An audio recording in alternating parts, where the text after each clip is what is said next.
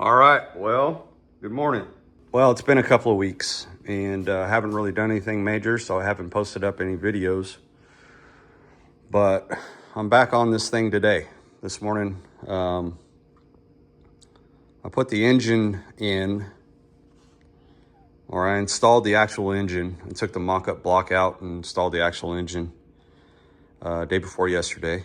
And that was quite the process. I had it in and out, I think 3 times. I tried to install the engine the first time fully dressed with the intake manifold and coil packs and plug wires and everything on. And that did not work. So I pulled it back out. And I fabricated some lifting eyes for it to make it to where because the engine's set so far back, right now it's covered with a blanket because I'm getting ready to do some welding and grinding, but the engine's set so far back underneath this main window bar that I originally had a lifting point on the back of the head, and that wasn't going to work because I obviously can't swing it underneath here with a chain like that and a cherry picker. So I modified the lifting eyes that I had fabricated and lifted it on the back side, or the back lift point and the front lift point. Well, the back lift point was more in the middle of the head. Front lift point was on the front of the head. And that worked out a lot better, but I still didn't have the clearance I needed to get it underneath this window tube with the intake manifold off. So, lesson learned. I didn't know what it was going to take to get it in there, so I had to pull the intake manifold off. Coil packs, plug wires. Then I was able to get it in there pretty easily. So that lined up well. And then I went to bolt everything on and discovered that my motor mount gusset tube that I put right here is right in the way of this front cylinder, the primary tube for this front cylinder. So super frustrating. I thought I had plenty of clearance. Obviously I don't. This tube needed to be down. It needed to contact here down underneath here more. And it's questionable at that if I even need it. It's just secondary strength for the motor mount. I don't know. Anyway, long story short, I was super frustrated when I figured out that wasn't going to work. Couldn't bolt up the header. And today I've got to figure out how to cut part of this out to make a relief in here to where I can get the header bolted in and still leave this in, because this is already all fully welded and it's not fully welded underneath here. So I'm gonna have to do some figuring and modifying and fabricating. And I don't want to pull the engine back out to do this because I don't want shit to move around while I'm cutting this out. So it's kind of a catch-22. I want the engine in there to hold everything in place, but I have very little room to work. So it's a little bit of a struggle, but whatever. That's part of the deal. So I have it lifted up, so I have plenty of room underneath here to get to that tube now. And the other thing I discovered is in bolting up this header tube, I had running basically the same problem bolting up this header. This primary tube is very close in here. In fact, I had to do some redneck clearancing on this primary tube with a ball peen hammer. And I probably shouldn't have done that, but I was frustrated, and that's what I did. So when I get the engine back out, I'll probably do the same type of clearancing to this gusset tube underneath here, because it's pretty much on top of that gusset tube. So, and you can see that right there. You can see where that primary tube is very close.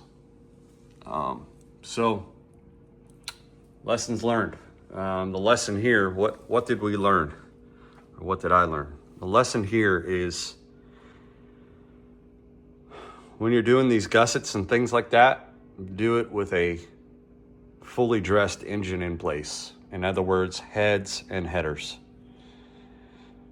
Because I had plenty of clearance before I put those gusset tubes in. And now I do not. So, a little lesson I learned, but that's how it goes. So now I've got to get in here and work around all this shit and try to make things all happy. So here we go.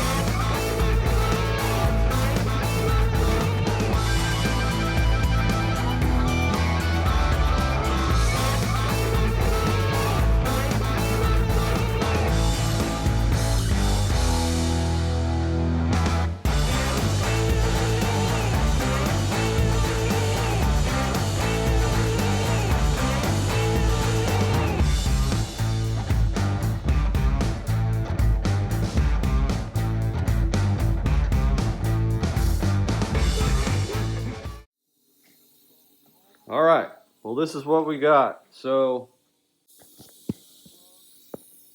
right there is where I had to cut out that gusset tube to try to get the header tube to clear. I'm making progress. So what I'll do is after I get more of this ground out of here and all smoothed out, then I'll cut a custom plate out of 1/8 inch to put back in here and refill this in and just weld it all together, stitch weld it all together, and then smooth it all up, and it'll look like it was meant to be that way. So, yep, a lot more time invested in this stupid thing, but that's how it goes sometimes.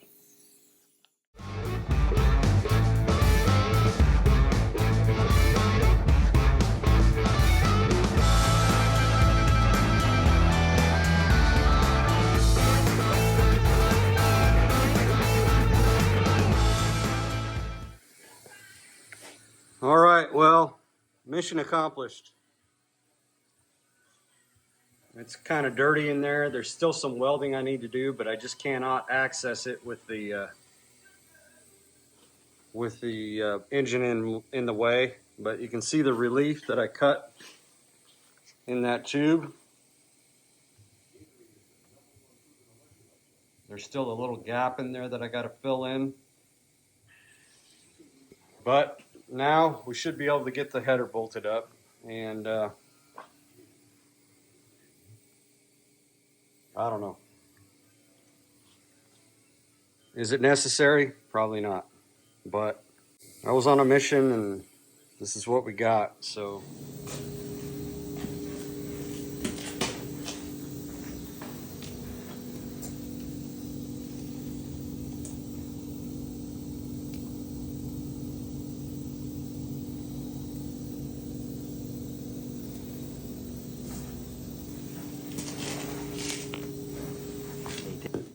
weeks later.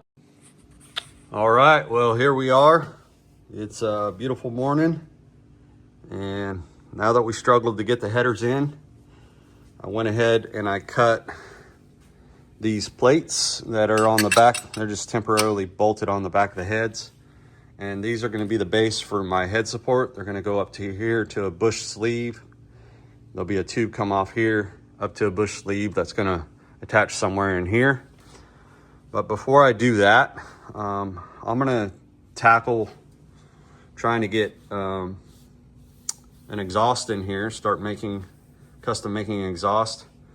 So what I've had to do, because these are block hugger headers, is there's ears on the side of the transmission that stick out and will not allow you to get anything bolted up here. So I've already cut this side off. You can see where it's kind of cut flush. It's a little bit crooked. I need to grind that back a little bit. But on this side, I still need to cut this one. And the header comes down. I had to remove the header to get in here to cut this.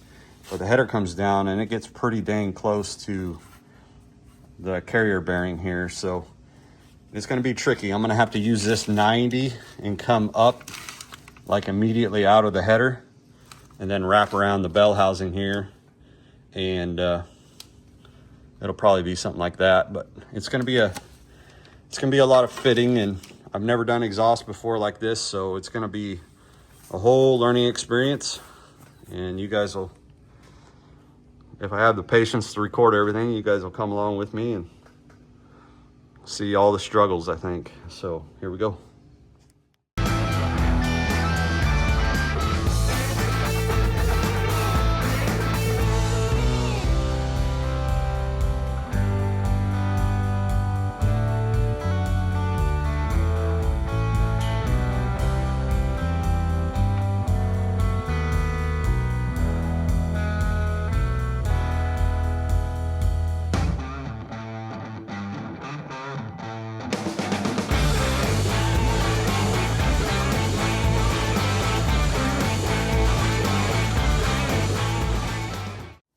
All right, so these headers came with these flanges. I've got one over there that's intact still. It's got a plug in it for an O2 sensor, and I think, or a bung in it, but I think I only need to run one O2 sensor with the Holley system. So I went ahead and cut this one off. It was interfering with the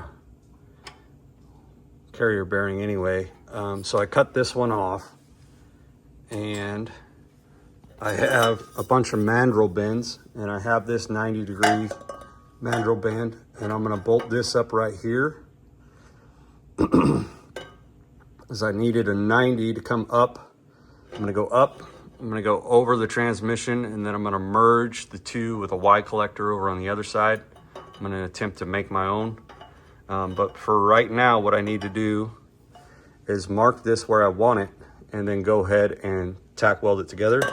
I've got I don't know, probably about a 1/4 inch between the elbow and the bottom of the exhaust tube and the carrier bearing. So I just need enough room between the exhaust and the carrier bearing to be able to wrap it with heat wrap. So I think we're gonna be okay there. I might trim this back just a little bit just to bring this up just a tiny bit more. We'll see. I've got to take this thing off and see, but I need to look at it anyway. Just thinking out loud. This little part right there on the bottom of the nipple, I can trim that back just a little bit more and get this pipe to come up a little bit. And that'll give me plenty of clearance for the exhaust wrap, but I'll get down underneath here and take a look here real quick. So anyway, here we go. All right, so this is what we got. I went ahead and tacked this tube. Very interesting. I've never welded stainless yet, so this is my first time. I tacked it together using the MIG. Tacked it together using the TIG.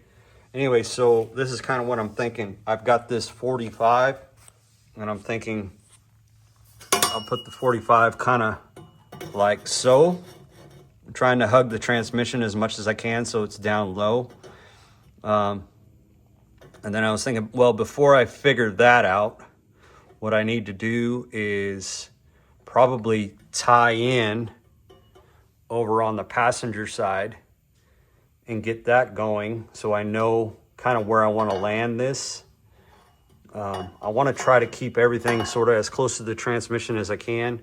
With these header outlets being so far back, it's really difficult for me to come up here over this higher part of the bell housing, which I don't know if there's a right way or a wrong way. I guess it doesn't really matter, but right in here is going to be a big center console anyway, and then the dash is likely going to start kind of, if you can picture a tube going from that junction all the way back to here. And as long as I have room to wrap the exhaust with the heat wrap, I think I'll be fine with it being that far back. It's just kind of my thinking. I don't want to overthink it too much. I just want to get it in here. And then I have this big MagnaFlow muffler. It's gonna be a little bit less of a race muffler and more of a kind of a tone muffler. I don't want the car to be super loud. And a buddy of mine is running, I'll go over here to this side. A buddy of mine is running this muffler and he's been really happy with it, with his 5.3. So it's I don't think it's directional, but it's got a center inlet outlet and then a center offset outlet inlet. So I'm thinking I'll run center inlet here, you know, because I'm kind of dumping out right here, splitting the difference between the transmission and the frame rail. And then back here, I'm gonna try to dump this thing out as far back as I can without interfering with the links or the suspension. So it'll probably come up and follow the frame rail.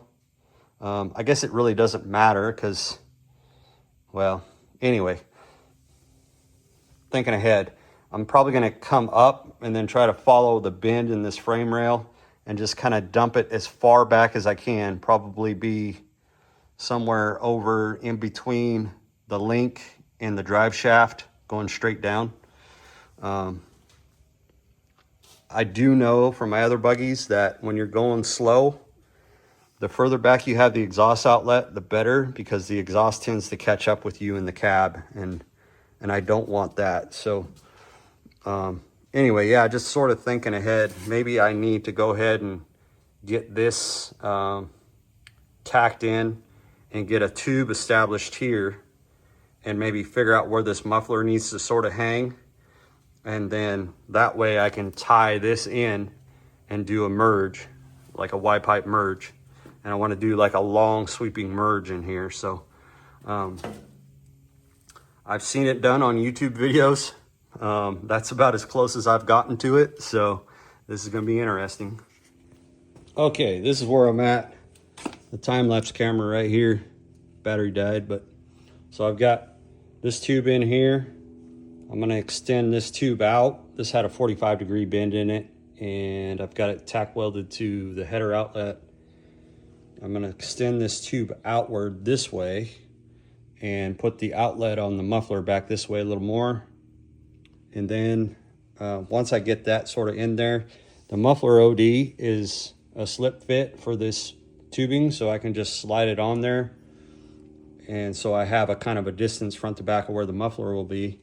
Once I get that done, then I'll go ahead and start working on this piece that comes up over the transmission, and then figuring out how to merge it into here.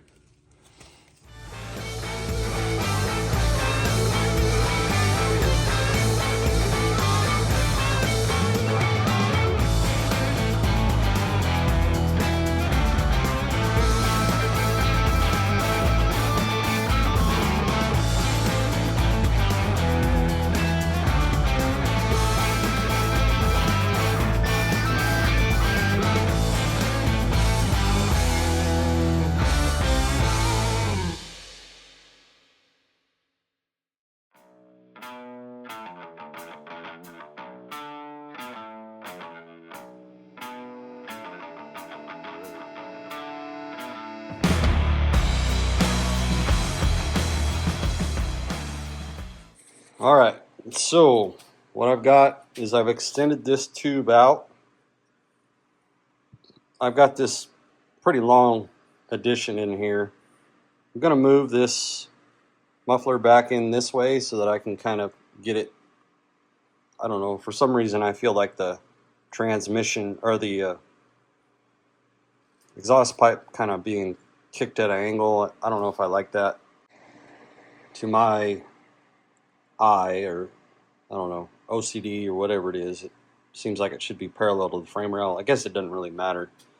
But over here I've got the beginning of my crossover tube. That's just tacked in right there, and it's kind of leaning are laying against the transmission, I can rotate it upward a little bit and tighten up the clamp over there on that header. And now what I got to do is start figuring out the going down and then this way and tying in like a sweeping Y into this tube here. What I don't have right now is I don't have a transmission dipstick. I'm thinking the dipstick's going to have to go forward and then up underneath, kind of forward and then up underneath the the tube or the exhaust tubing that's going down that way. And then also right here, those two fittings right there, the one on top and the one on the bottom, those are the cooler lines, the send and return for the transmission fluid cooler. So I've got to be mindful of that. I'm pretty sure that it's going to be, I'm going to have AN fittings on it. It's going to be sending them that way. So as long as it's that way and not coming back this way, I can work around that pretty easily. So I think what I'm going to do is look up the stock transmission dipstick tube and see if it sweeps forward. Hopefully it does. If not, then I'll have to have a custom, flexible one. But the one thing about the Turbo 400, I believe, is it's filled by that tube. So the tube is going to be at least the size of the opening right there, which is about, I don't know, it's probably about 3/4 of an inch ID there. So yeah, so just kind of trying to figure and tacking things together as I go and cutting angles. And I don't have the time lapse set up over, but what I'm using to cut all the tubing is my portaband, and then this little table I built. It's kind of a copy of everybody else's table, but I built this a long time ago. And the portaband is just invaluable. It lets me cut pie shapes out of the tubing, and it's cutting through the tubing no problem. I've heard all these horror stories about cutting through stainless, and this portaband and the blade that's on it from Harbor Freight, man, it's working great. I just have it set up with this foot switch, and I have a zip tie on the trigger there, and I don't have it going super fast, so it's been working really well. So blade speed is, I guess, a killer for these. If you're going your blade is going too fast, it just kills the blades. So it's going fairly slow. So anyway, here we go. All right, so I got a bunch of smaller little, well, not a bunch, but some. These are cut in the mandrels, and I was trying to think of ways I could do this to where I can get this to come down here and eventually merge. But if I put a bunch of these little pieces in, it's a bunch more welding, and it's a bunch more, I don't know, it doesn't seem to want to flow as well in my mind. So what I'm thinking is, if I take this is basically a tight 90. I cut it out of a mandrel bend. If I take this and I swing that joint that's over there, I swing this tube upward a little bit and get this to where it is kind of connecting back up in here, then maybe with an extension on the bottom of this, I can kind of wire it into this pipe back in here. If I put it right here, it's going to take up a whole bunch of space, and it ends up being, it'll end up being pretty high, and I don't want it to be over the floorboard. But if I can tuck it back this way a little bit without interfering with this plug here, I think that would be the way to go. I don't know if I'm going to have to use this plug, or if the plug is going to need to be after the Y, after the two banks merge. I don't recall, but I've got plenty of room to do either one if I keep this plug here in mind. So the other thing I can do is break this tack and put it pointing downward, which I don't know if I really want to do that, but a bunch of different things I can think of. But if I do this, I take that joint right there, and it's hard to explain with one hand, but if I rotate this way, so this is up here, then I have this 90, and I can make it merge kind of more up in here onto this bottom main tube. It's kind of what I'm thinking. So I think I'm going to break that tack, rotate it up, and see what that does. All right, well, this is what I got. What I've got to do now, so I've got that tube turned up, then I put a little splice tube in there. Don't mind the gaps, I'm learning. I'll tell you what, this stuff is sure finicky because it's so thin. Trying to tack weld it together and hold it all together. I don't have the clamps or the tools to hold things together, so I'm just kind of winging it, but it'll work out when I get it, when I go to finish weld it. So what I'm gonna do here, my thought is I've got plenty of room, trying to stay away from this bung, and then also I can take this and I can rotate that bung around. I can point it downward, whatever I need to do. It's just tack welded together. But really what I'm trying to do right now is establish how I'm going to go from this transition into a sweep and merge into this tube. My thought was to bring this tube back toward the engine more, because that merge is going to have to come down and back this way, and I'm trying to stay clear of the floorboard right here for passengers' feet. So keep in mind too that there will be a dash tube that runs straight across here to that V brace right there and that A-pillar brace. So the dash is going to be kind of in here. Passenger footwell is right here. So it looks like I have plenty of room, but things seem to get really tight when you start adding a whole bunch of stuff. Then as I get this solidified over here, then I'll take this take the muffler and bring it back this way more. Right now it's just in there sort of as a placeholder holding everything up. So it's progress. I've got one more of these mandrel bends left, and I'm going to try to figure out how to take this mandrel bend, because I basically am coming from a 90 and I need to sweep it into here.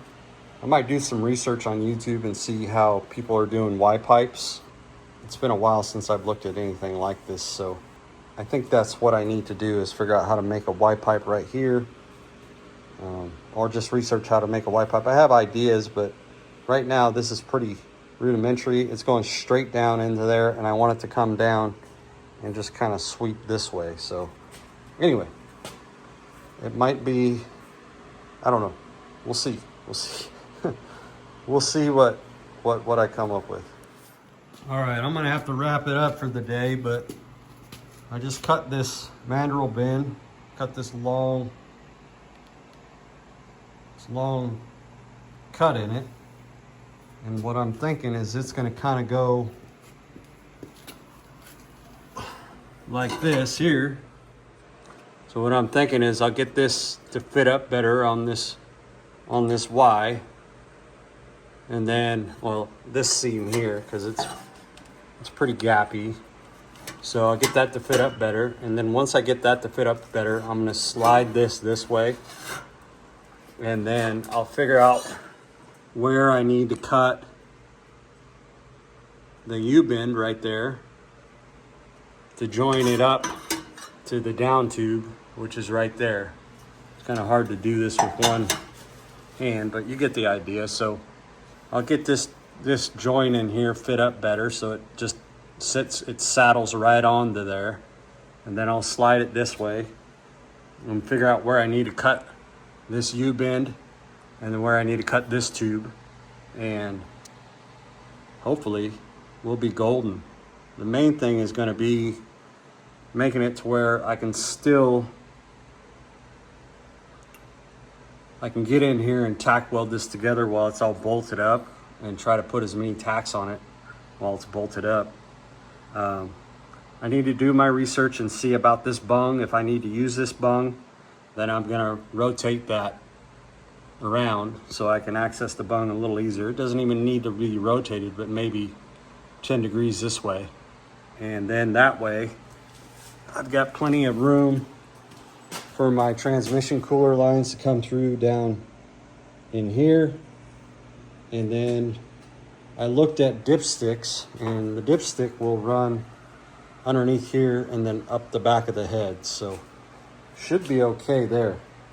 I'm gonna go ahead and order one just in case before I get this all solidified. But yeah, it feels good to get back on this thing and get going. I might also look at, just because this muffler takes up so much real estate, I might look at maybe changing that out to a narrower. I have room this way, I just don't have room this way. So if I can get a narrower muffler that still suppresses the sound but is longer, if that's what I need it to be a little longer, that's fine. I don't know, I'll have to figure that out. I might still run with this. If I move it this way, it'll be fine. It'll be sort of out of the way. I'll have to put heat shields. I'll put a heat shield over the muffler anyway, because the passenger seat's going to be right here. And then I got to start thinking about how I'm going to plumb and wire this thing.